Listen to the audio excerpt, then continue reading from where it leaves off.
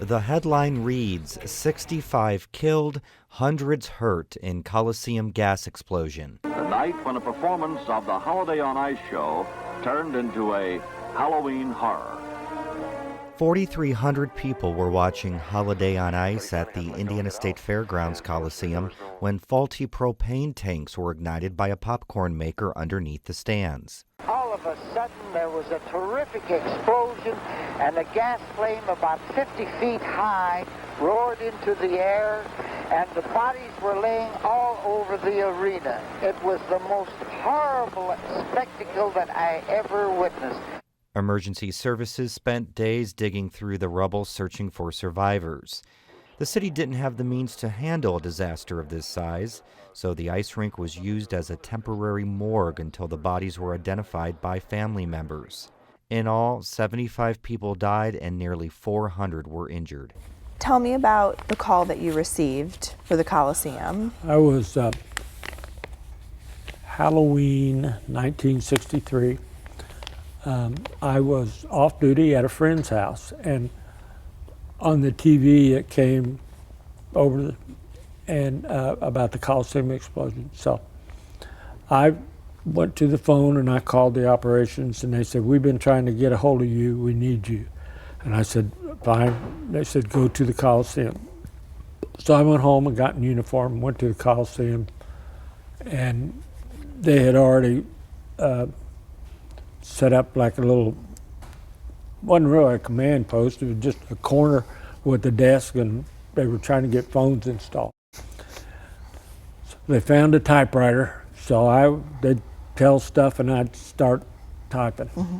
And so I did that. Then, of course, the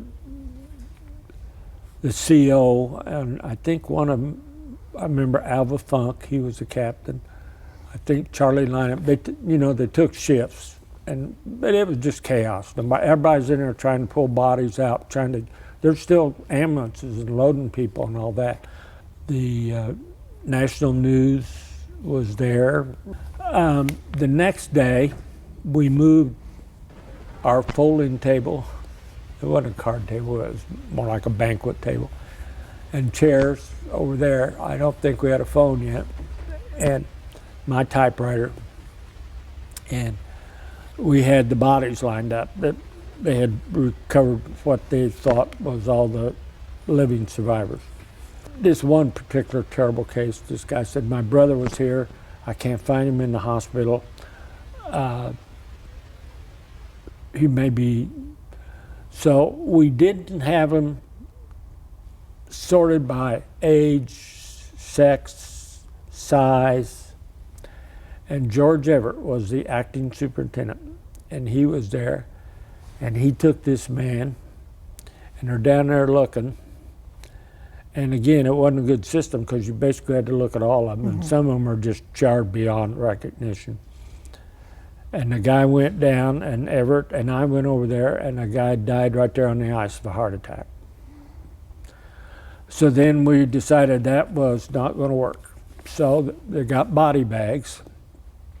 And they would dictate, and I would type male, white, approximately 200 pounds, 6 foot tall, gold wedding band, any, apparently one time possibly glasses. Mm-hmm. So he'd be number one. And then we put all the males. Okay. In the meantime, we had to get them all and sort them in, and then resort them and all that, and then we'd get them in the body bag. So you came and said, "Okay, my brother didn't come home. Are you in good health?" "Yes." "No, I've had a heart attack." "Well, send somebody else over here." And then they'd say, again, he's 6 foot tall, 200 pounds. You had a gold wedding band on. Then we'd take him over to number 14 or whatever.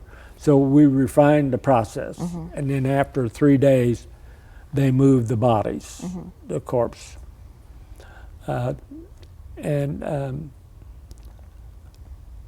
assigned 3 or 4 District 9 detectives. Mm-hmm. Well, they had, I don't know, the fire marshal or our people or probably with the help of the fire department and everything. They had pinpointed the blast to a propane tank that one of the vendors had.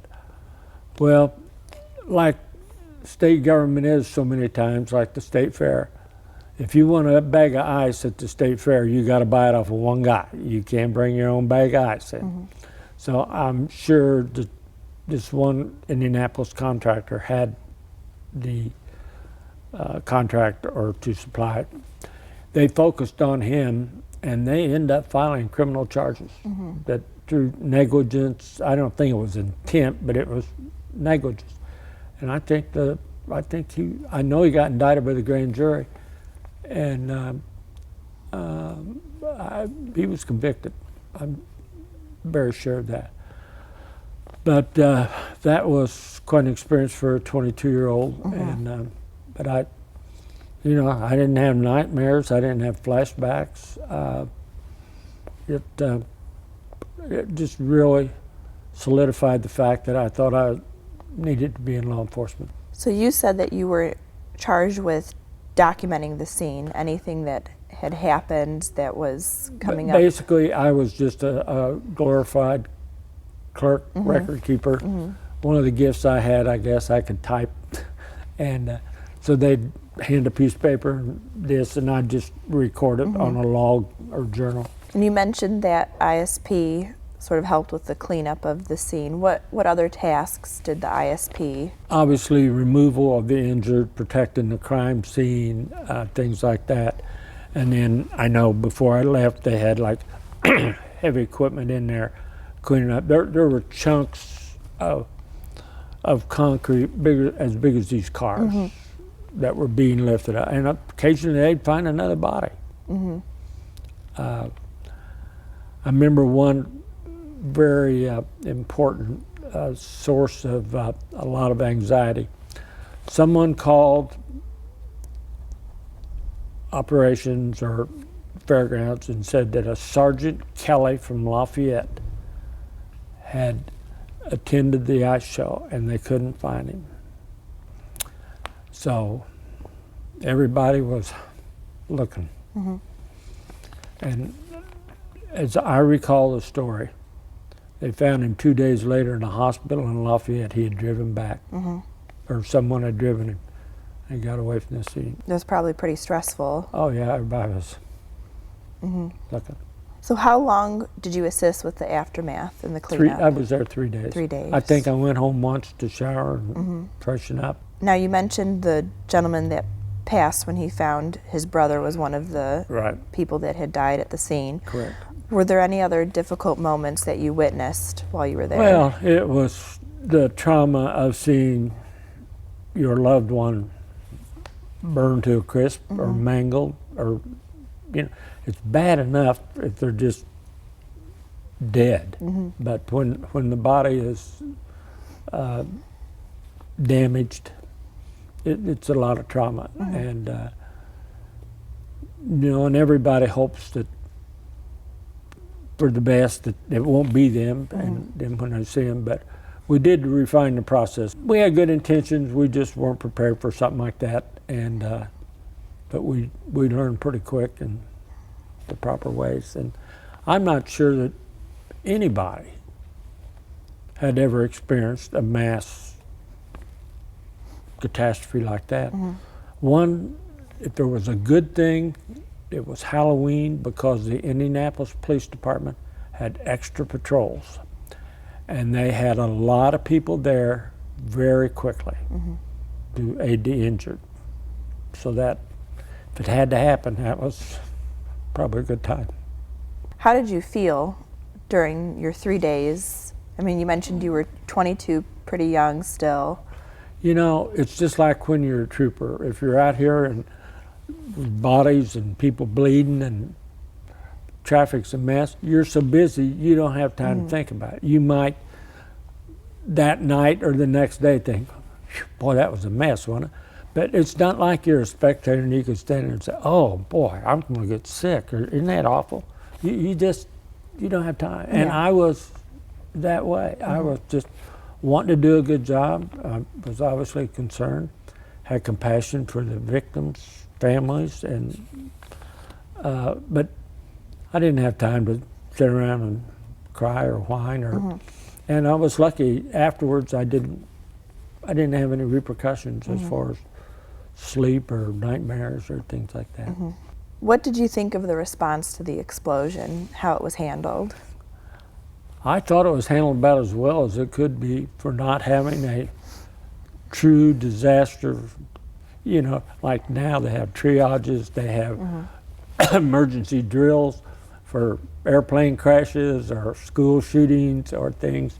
That just didn't go on in 1963 that I was aware of. And I don't, maybe the city had, or the metropolitan areas did, but I don't think the state police, being primarily a rural agency, you know, had any big plan for something like that.